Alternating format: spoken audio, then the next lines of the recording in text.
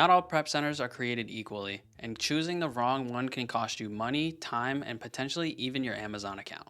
I've worked with both great prep centers that made my business run smoothly and bad ones that caused endless problems. In this video, I'll show you exactly how to vet a prep center correctly and even give you an example of a good one versus a bad one so you know what to look for. A lot of you newer sellers that either just started or have been going for a couple months are probably thinking about the idea of getting a prep center and outsourcing your prep because that is sometimes what takes up a majority of the time when you're selling on Amazon. So I put together a bunch of questions that I asked my first prep center and I still ask when I was going out and looking for them before I had my current situation now in-house prep. So you can run through this list whenever you get on a consultation call with them or just send them an email, whatever. Some of these are possibly going to be posted on their website, but most of them aren't going to be. And it's something that you probably want to consider when you're making a decision on who you're going to go with because some formats are a lot smoother and easier and more beneficial for you as a seller rather than others. So, like the first one is just a basic thing. How are you going to be in contact with them? I've had multiple prep centers that I've used. The first one that I used, I wasn't able to get in contact with anybody actually at the warehouse. They had a customer service representative that you had to book calls with, and you couldn't really even get in contact with them through email. It was just you had to schedule a call. It could be today, it could be a week out. It was a very bad situation, and I did not stay with them very long for that reason and some others that we'll get into after this. So it really depends on what you're comfortable with. I think personally, don't ever go with a prep center that doesn't have immediate access where you can't just send them a question and get a response within like maybe a half hour or so or within the hour because this is a business. It is what you're making money off of. It's your livelihood essentially. So if you can't be in contact with the people that are helping you fulfill that kind of stuff, it's going to be a pretty big problem. Something else is what permissions do they need to access your Amazon account? So you are going to have to add them as an authorized user on your Amazon account. They are going to be having their own login. You don't have to share your password with them. You'll send them an email request where they'll set up their password or just use their existing one that they have for other accounts. Really depends on the prep center system, but they are going to have limited access. You don't want them to have access to everything to where they could see your payments and stuff if you want that private, and there is a very general idea of what they would need, and that is going to be these four options right here. So inventory planning to be able to add products into your or see your products inside of your manage all inventory so that way they can replenish stuff, whatever else the case may be. Manage FBA inventory slash shipments so they can send shipments. Manage inventory, add a product so they can actually add new products. And then manage orders is potentially hit or miss for some people. It would be for the FBM side most likely. So that way they can fulfill orders like that if they do offer that kind of thing. Also, something worth asking is do they use Inventory Lab? I personally do. I know a lot of people that sell on Amazon do use Inventory Lab. And I did have a really good setup with the most recent prep center that I had before I changed my situation around that would do the shipments through there. And they would take it from my unlisted inventory section in that software. So whenever I ordered something, I'd have my VA throw it into unlisted inventory with the buy cost, the date, and the supplier information that you would have seen in the how to send a shipment video that I just put up. And because of that, it saved me a lot of time to where I didn't have to go back and add that stuff in. It was just right as the order went in that I placed, the VA would add that stuff in. It would already be there and it was very seamless and made it easier for them because they could just scan the products in and not have to worry about anything else, adding ASINs and all that kind of stuff. They would just scan it, it would pull it from that system in there. So it's worth a shot asking about.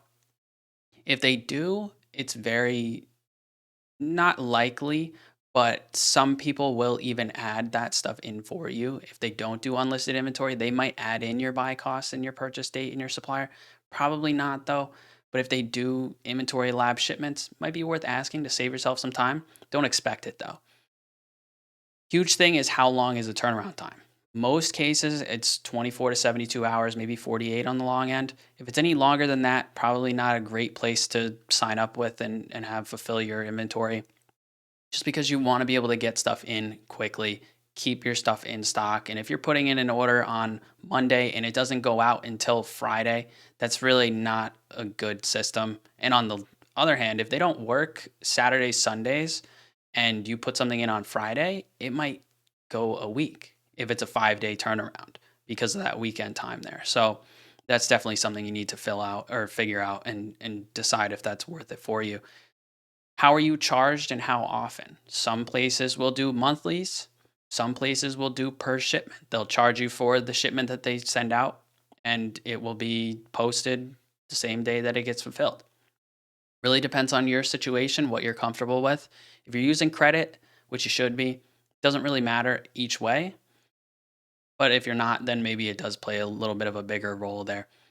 If it's not posted on their website, these two, what types of products do they have extra charges for? A lot of places charge definitely for multi packs, but some places will charge you extra for liquids because they have to put extra prep materials on them, breakables, that kind of stuff.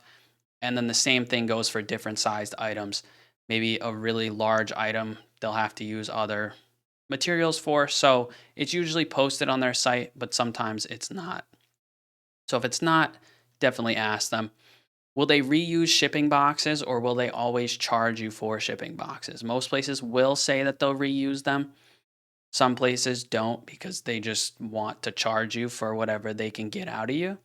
So if a box is small enough and you have stuff left over, that's where this would come in. It wouldn't be like every single box for your shipment is going to be a reused box. So don't expect to never get charged for boxes because you also wouldn't want that to happen, which another reason why I left the first prep center that didn't have good customer service was because they would send out shipments in medium boxes, like 5 medium boxes instead of maybe 2 to 3 large boxes. And that's going to run up your costs for inbound shipments because the more boxes you have, the higher your charges, which is a little backwards. It doesn't matter how heavy a box is compared to how many you have in the shipment. Additional labels really run up that cost there. So you want to make sure that they're also sending out shipments correctly. So after they do one or so, go in, look at it. You can see in your Seller Central in the shipments page what the box sizes were, the weights, all of that. You can get a shipment up to 50 pounds in a box. So if they have 2 medium boxes or 2 small boxes that are maybe 10 pounds, 20 pounds, whatever, contact them, ask them why they're not doing it in more reasonable sized boxes so that way you can save some money because at that site or on that side it might be the case that they just want to charge you a little bit more for each box and they don't think that you're going to notice that kind of stuff. Do they accept removal orders, and if so, will they make returns for you? That's a huge thing because a lot of times you're going to get back products that are maybe used or the tag is cut off and you're still within that return window. Then you would be able to send that stuff back potentially depending on your supplier because most suppliers do accept that. Like if you buy something from Walmart and you use it, you can send it back as a customer. So you could potentially do the same thing as Amazon seller because they don't know that you're an Amazon seller. It's really up to what you feel comfortable with. So I wanted to throw this in just in case. So will they accept them for one? And two, will they send it back? Because if you're doing all your prep through a prep center and then you have to get back removal orders, then you're going to have to take care of that. Sometimes it's not rare. It actually happens a lot more than you would think. Some of the stuff that they say is damaged and they make you take out of a removal order is not actually damaged and it's in perfect condition. So if that's the case, then you're going to have a lot of inventory that's just stacking up with you that you're going to have to send in single shipments. And to be able to get your money back, it's just going to cause a lot of extra work for you. So some places do. It's probably like 50-50 on accepting removal orders. Same thing goes for doing merchant fulfilled orders. 50-50 on places do it versus don't do it. If they do accept that, or just in general, are returns to your suppliers free or do they charge you for that? because whether it's a damaged item or like I was just explaining, or maybe you ordered something price tanked horribly and you don't want to send it in, will you be able to send that stuff back free of charge, or how much is it? Some places will charge you like $5 to do it, or maybe a little bit less. Not a huge deal if they do charge you, because it's better than just having inventory sit and, depending on the order value, losing a ton more, or even sending it in, losing money on every single unit.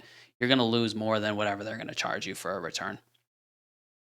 Also, how do they tell you what inventory they have, what they get, all that? Some places will have their own software, some places will use a Google Sheet, some places go through maybe like WhatsApp or something.